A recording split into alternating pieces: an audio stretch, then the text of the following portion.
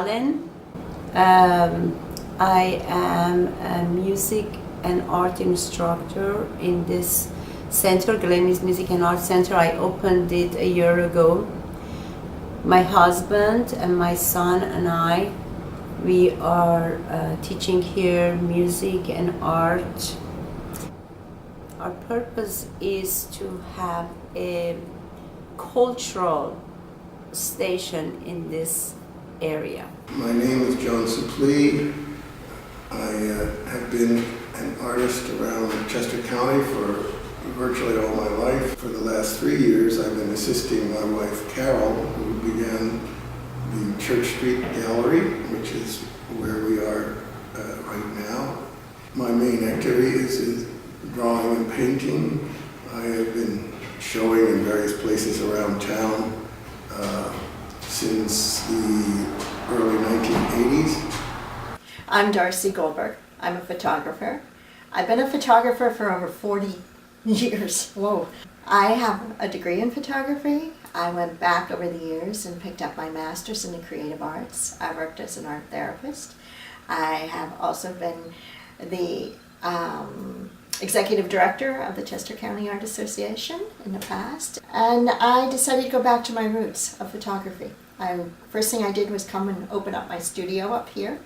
And I worked on a project with ceramic artist Rhoda Kaller called the 24/7 Project. And I'm currently right now working on a book called Portraits of Dreams. My name is Pat Murphy, and I am an estimator for a restoration construction company, and I specialize in illustrations. I am Kristen McLaughlin-Mitchell. I am the founding artistic director of the Resident Theater Company, which is a brand new professional theater company in Westchester, Pennsylvania, and I am bringing New York theater to Westchester. My name is Andrew Bagwell. I'm a local painter in Westchester, Pennsylvania. Lived here my whole life. My specialty is watercolor, and I'm a substitute teacher as well as a tennis instructor. Hi, my name is Olivia Harris. I'm a student at Westchester University. I'm currently a junior pursuing my bachelor's in physics and a minor in fine arts. I'm focusing on drawing and painting.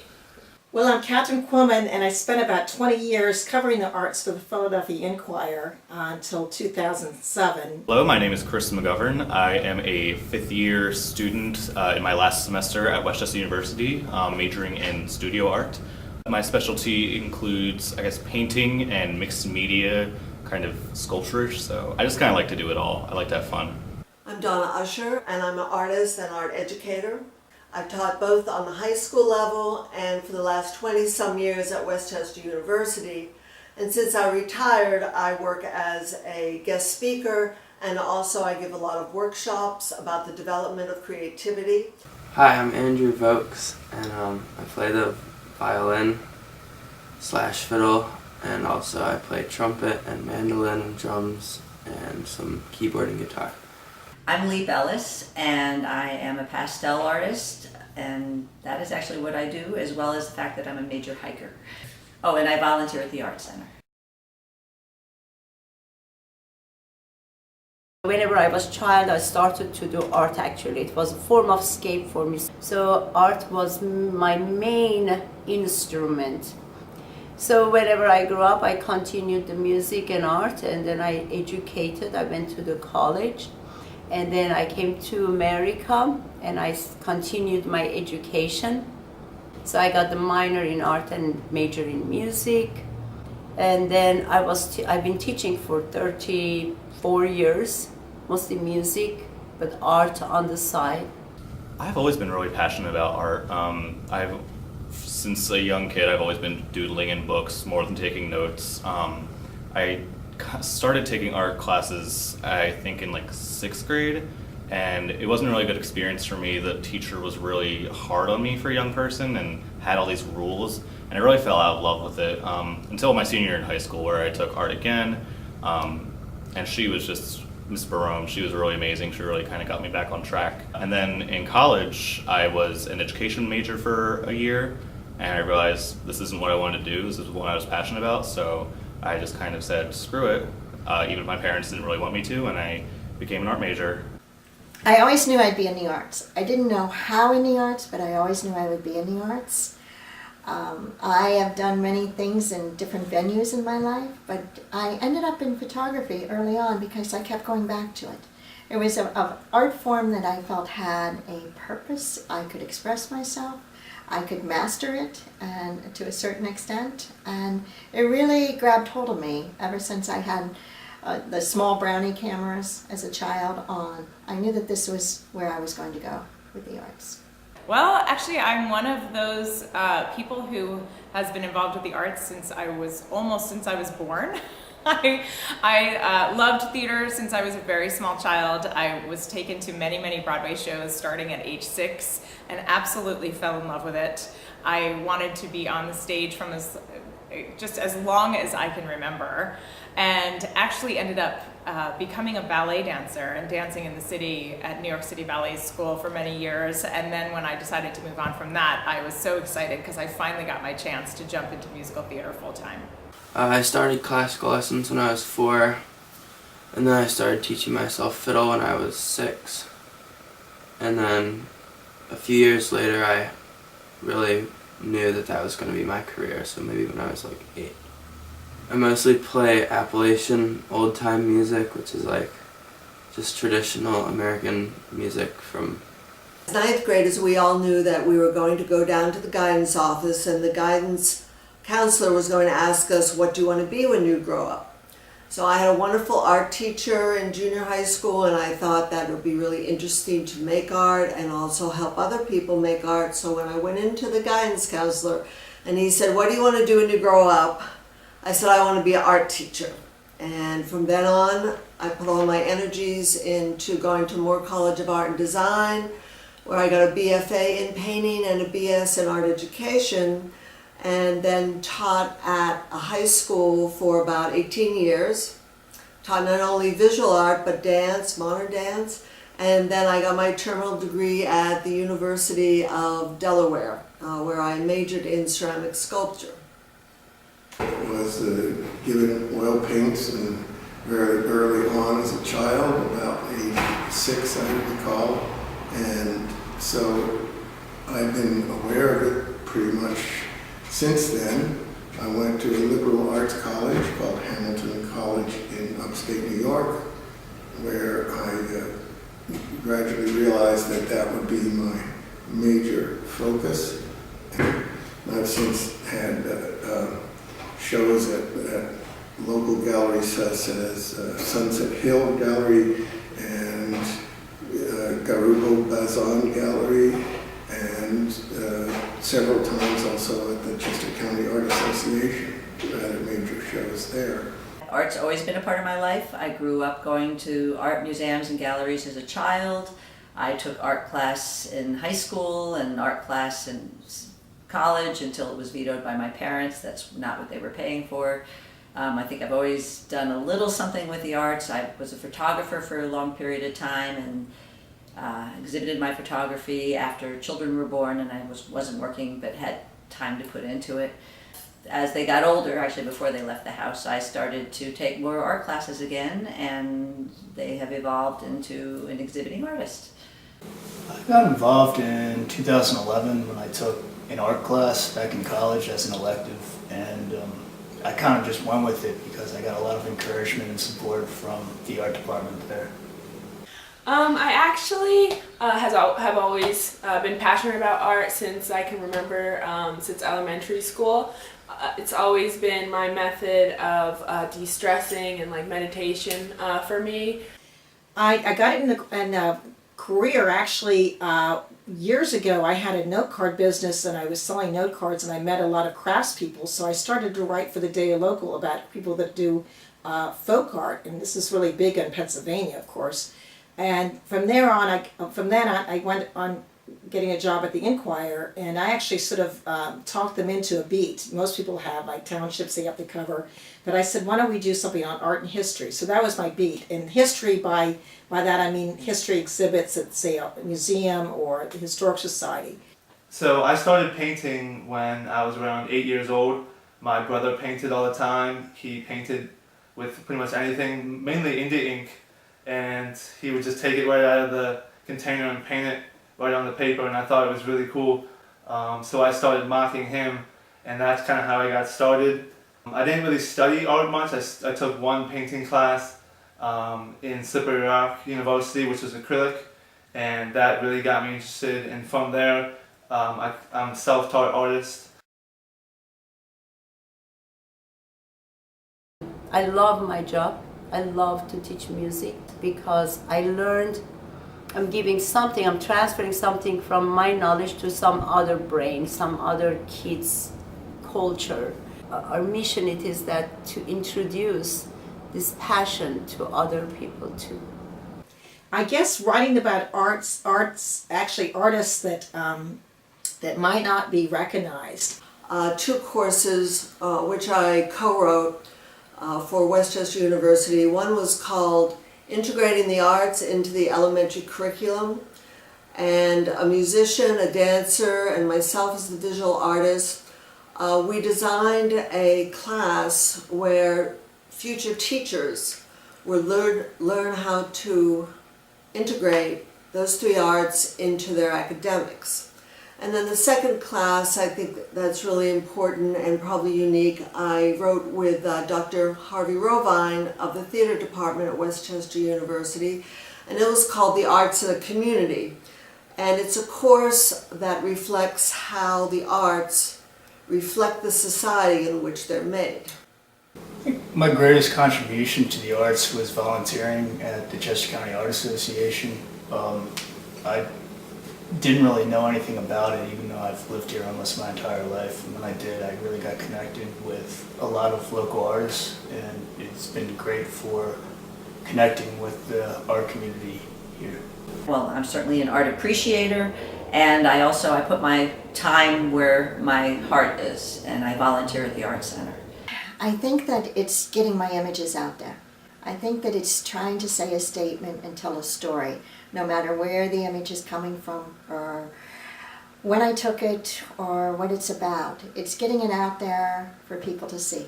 I think as a student, I am kind of at the beginning of contributing a lot to the arts, so I think just showing up, making a lot of work, experimenting, and being open to learn from all my teachers and students too. Being open, I think, is going to really benefit me in the long run, and it's going to, down the road, allow me to contribute as much as I can. Well, I think my greatest contribution to the arts so far is probably the Resident Theater Company. This company that I've created in Westchester, it has been an enormous passion project for me. I was in New York for 22 years working in professional theater. I moved to Westchester, and I just kept hearing so many people say that they loved going to New York for theater, but it was so far away and they didn't go as often as they wanted to go. So I thought if I brought theater here, maybe people would stay home and still see really high quality theater. So I feel like right now I am kind of giving back. I spent 22 years performing and directing in New York, running all over the world, and now I'm staying in my hometown and giving back to the community, which feels really good. Most people that play Appalachian music, they're all really good, but a lot are just more traditional and somewhat closed-minded. Like, they don't want things to be written because they wouldn't consider that Appalachian music if somebody wrote something new.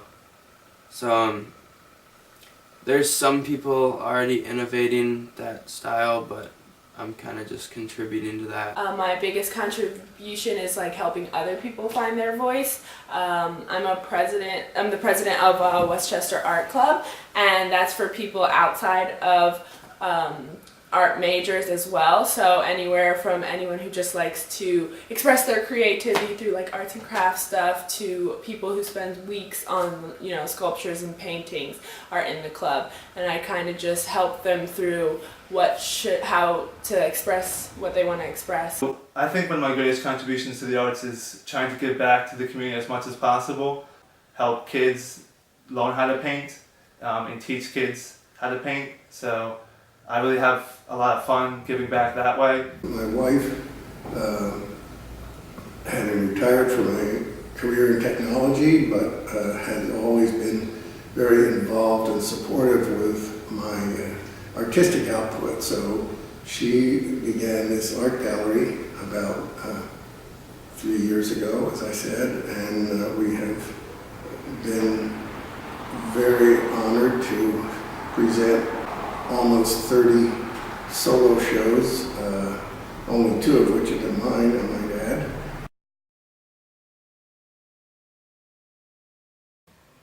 I've seen the changes in terms of like from the 80s of people buying art, a lot of art, and now I see people, because the galleries are all closed, they don't buy art so much anymore. I think like a lot of restaurants and other places just play like elevator kind of music, and when they could be promoting actual musicians to play. In my community, it's kind of still like Westchester University, still very college, that kind of community. And I think you only know about arts if you're an art student or in the art building. So that's like maybe 10% of the college population. You see art all around. There's, even on campus, there's pieces of art in not only the art building, but all over. I think there should be more like acknowledgments of this, because often people just pass by and don't even notice. When I first started teaching at the high school in the 70s and 80s, we had 4 full-time art teachers and 4 art rooms. In the 90s, when computers started becoming very popular, one of the art rooms was turned into a computer lab, and one of the art teachers was let go. Certainly technology is important, but so are the arts. The history that's here, the talent that's here, I think that it needs a good venue in order to get out there. And I think that's one of the most important pieces that the Art Center has in the community, is to provide a venue for the arts. Well, I think that preservation of the arts is important anywhere you go. Certainly in our community there is an awareness for the arts, which I really appreciate. There are art galleries here, there is live music, and now a brand new performing arts center, which has all sorts of events, including being our home for our main stage productions. So I think overall people just have to remember to continue to support the arts. By nature of being a nice, clean suburban community, we have a extreme overload of people who are engaged in making art. Any one of the group shows at the Art Association is, comprised of scores of artists, and this is a wonderful and a healthy thing. It's really difficult to be an artist today because you have to do all these things like market yourself, you have to buy frames, you have to do all sorts of things, then you have to find the venue. What we need in this community is some way to realize that people, that what's missing in their life. Art might be missing. It doesn't mean it doesn't mean it's for someone else. Art can be creative. It could be, anybody could do it. Whether you can create your own work, whether or not you want to, decide you're going to do your own project, like photograph someone or interview someone. I think it's become more, art is all about museums now and blockbuster shows and things, but I think we've lost touch that it could also be a form for change, whether or not you could think of a theme and saying you want to use art to change. I think we've lost that. Well, the most pressing need right now, and it has been for a long time, is making sure that the arts stay in the public schools. Visual art, music, theater, and dance. And the reason it's important that they're in the public schools is because that's where all the kids are. The most important thing is to express to people that it's not, art isn't just for people with natural born talent to, that can create these amazing images. I think it's important to express to people that there's so many different types of art and everyone can make a contribution to that. There's performing arts and visual arts, and there's so many subgenres within that.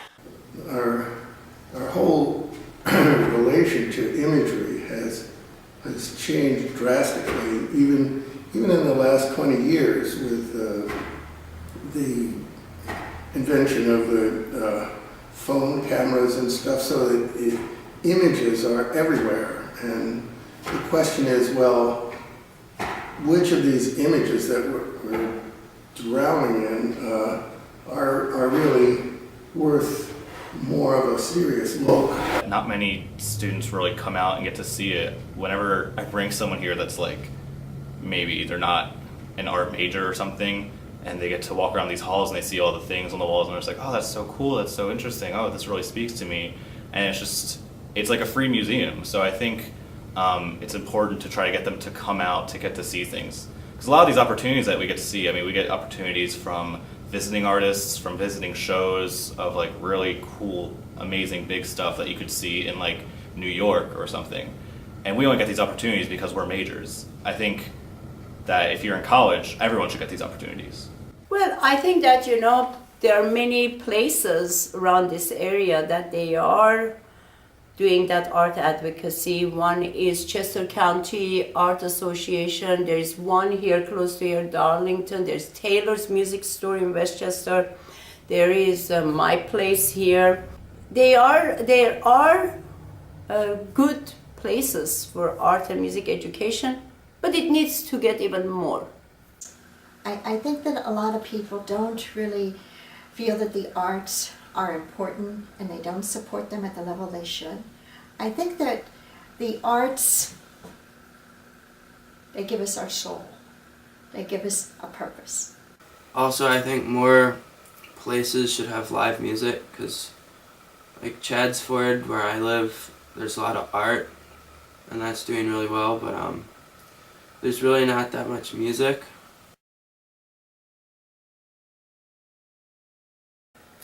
Well, the greatest potential for art advocacy is right in your own backyard. It's your own public school. It's your own art center.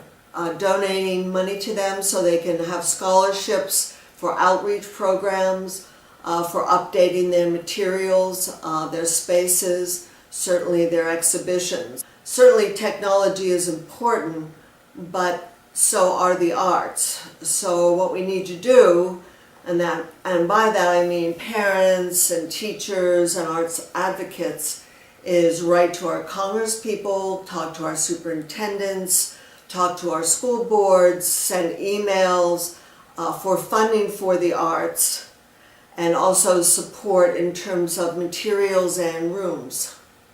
I think there's a lot of potential for art advocacy. I think it starts at a young age, in like maybe grade and high school, and just having these options for students. They need to have more arts in school so that more children are like exposed to it, because a lot of kids don't really get that opportunity at home. I think starting with a young child actually is the greatest potential.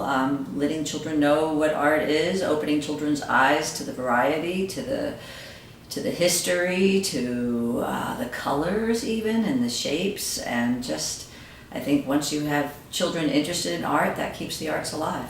I think the arts are an important part of any community, and it should be supported in the schools, it should be supported for the public, it should be available to the public, and it should get any federal and state funding that is available. So I believe that one of the greatest places for art advocacy is just public schools in general. So as a substitute teacher, I get to go in and teach art to little kids and kids of all ages, and going in there and seeing how much they enjoy art and how much fun they're having really shows that, art in general, is fun, and those kids are having a great time and they learn a lot, and I think that that's a great place for kids to start young and have a possible lifetime in art. I think that attendance with community events, like especially art related, gallery openings or the art walks around town, is pretty important, and it's a good way to meet new people. It's a good way to see different art styles and artists, and also you can get some free wine and food. Support the most important thing it is that you really tell to people how important art and music it is. Otherwise, sometimes people, they don't know. I would like to see people go to exhibits more and see that they could just go to the exhibit. They're not going to have to buy anything, just to interact with other people. But I would like to see just regular people doing more projects that would make people think about where they're living. Because art, to me, the most important thing about art that I do is usually to show what is unique about where you live. The greatest potential is really the educating of the public. I think that that's one of the most important things that happens with the arts, is to educate the public about the importance of the arts and what it does for one's life and how it affects all of us here. Activity and support from the community here, and I think that it's growing through different venues as well as the visual arts, then the music and the theater. I think it's all starting to come together more cohesively. So here at RTC, we really encourage people to get out and try theater. Even if you're not one of those people that sees every musical on Broadway, certainly there are a lot of shows that you will love. So we encourage people to jump in and give it a try. We have a really diverse season coming up in our 2017-18 season. We have something for everyone. I would like to see more people attending classes, especially at the Chester County Art Association. I realize that this is a pretty big resource here that I've never really realized until this year. I think the greatest potential with art advocacy would be the internet. Things like Pinterest and Instagram are great. Also Facebook too. And it's a great way to exchange artistic ideas and also get your stuff out there like instantly. You know, there's a lot of potential there for supporting artists through the acquisition of their work and through the enjoyment of it in people's homes. There's definitely can be more programs for art advocacy, and also in terms of when pieces are hung on campus or even, you know, in shops in town, there can be like an opening that night with the artist that, you know, they explain why they created it and why they put it where they wanted to put it. Helping kids learn art at a young age would be great. There's a community called The Garage in Kennett Square that helps kids. They can come in anytime and go in there, and it helps youth grow and do things that are appropriate in the community, like they do fun activities, and I think that that's a great program. So I think programs need to be set in place that help kids learn and develop in the right way. I think art can impress or give to the general public an awareness of other cultures, of history, of creativity, a way to open the mind, a way to open the soul, hopefully. And I guess that is what I want the general public, how they could be influenced or affected by art. Art is, if there is a movement, it's all about process. Artists do art, they might do something that takes a lot of time, you know, say a canvas, they scrape off, they put paint on it, scrape off again, because it's really about the process, just like it was back in the 19th century, the artist going out to the landscape, Andrew Wyeth, you know, continuing, he never used any photos, he was just going out and discovering something that he remembered. But you really need art for a way of getting access to creativity, because if we're not going to be creative, I think we're just going to be like drones and, you know, just working drones and that kind of thing. And we don't have that much now. The economy's not very good. So what else do we have? What is free that we could do? And that is to create. With my art, I paint things that are in and around the Chester County and Chadford area. So I like to paint landscapes and barns in the Chadford area. And I want people to have a strong passion for their community. I feel that in photography, a great change that happened with photography was the digital technology that came in. I grew up on film, I learned film, I taught film, I had a strong passion for film and for the black and white image.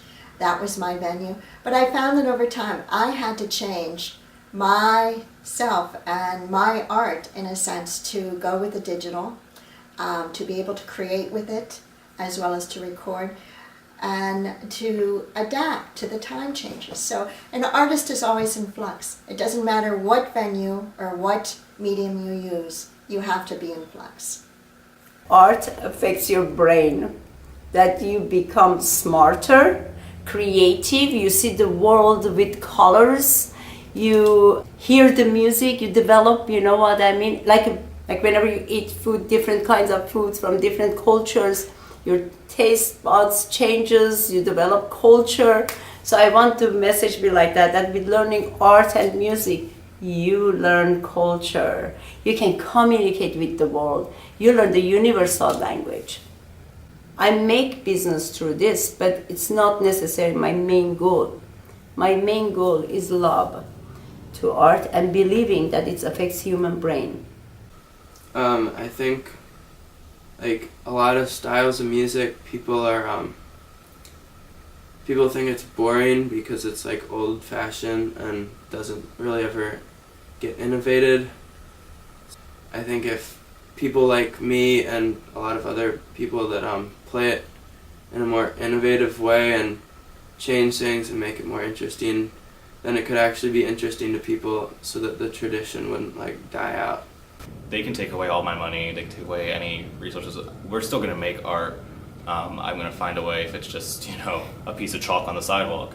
I think art will persevere.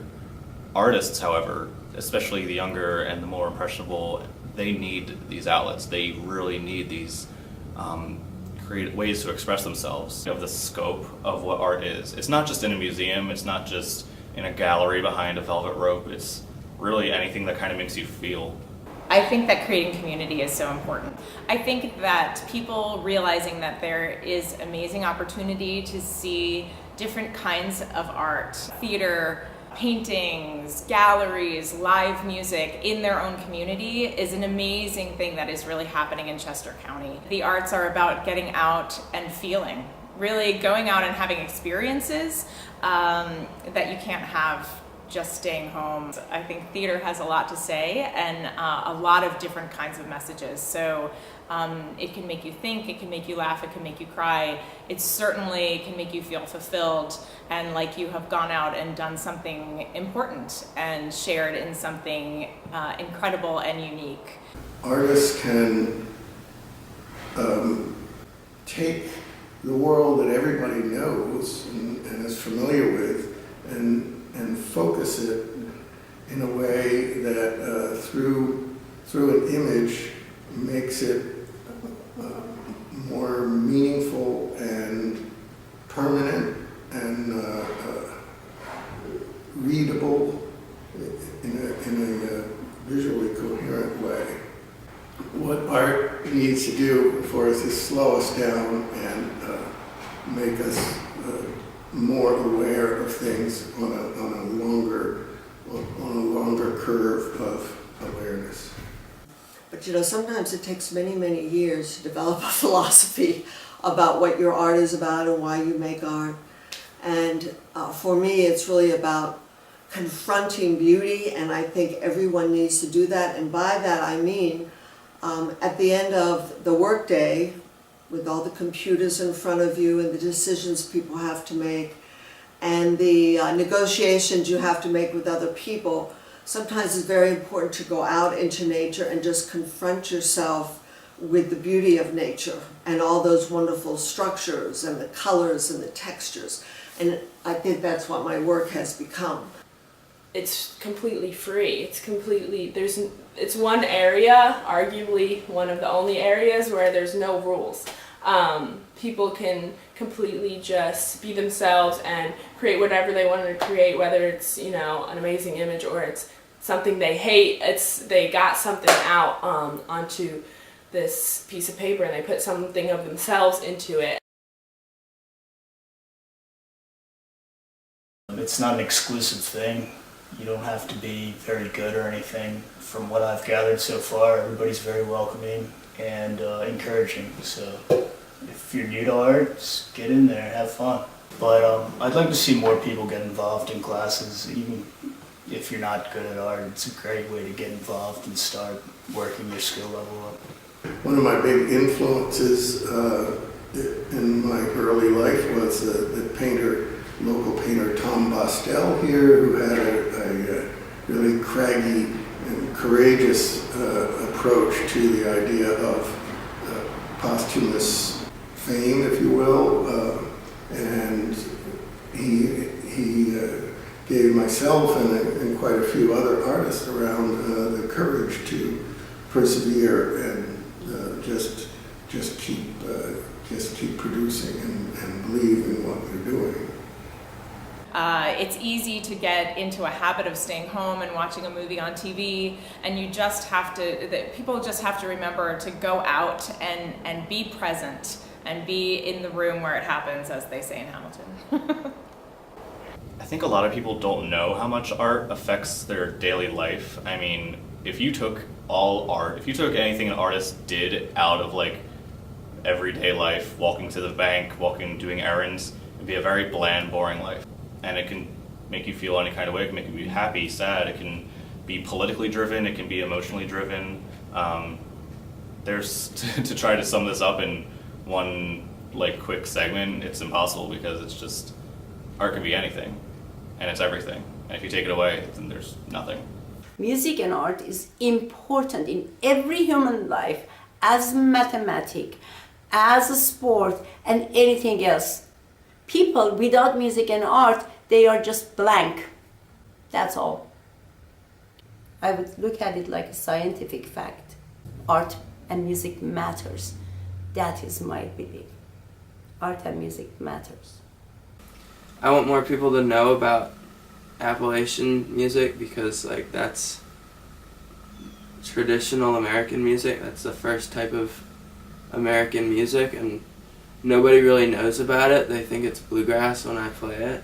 I'd like to be a rock and roll violinist, and hopefully if I can ever get anywhere with that, then I could expose the Appalachian music to like more people. And I want kids to realize that you can do whatever you want, and if you want to create art and sell it, that is a possibility. If you want to go into dance or theater, that is a possibility. I would like to write more about the arts just because artists do not get that much PR. My art classes are one of the only classes that you see people from 18 years old to 65 years old just talking about life and helping each other out, and from all these different areas. So I think that's something really unique to art, that it just brings people of all different fields together, and that's really powerful because we can use that to work against social issues and issues that society doesn't like to talk about, whether that's sexism or racism. The most important is always the person, because by completing the dance, the music composition, the painting, they understand the trial and error technique, they understand perseverance, and all those thinking skills. And then of course there's that wonderful building of self-esteem at the end of the creating the art product. I want to tell a story. I want to tell the story through the photographs. I want to record history. I want to say, this is happening right now. I exist. I'm here. And this is what's going on around me.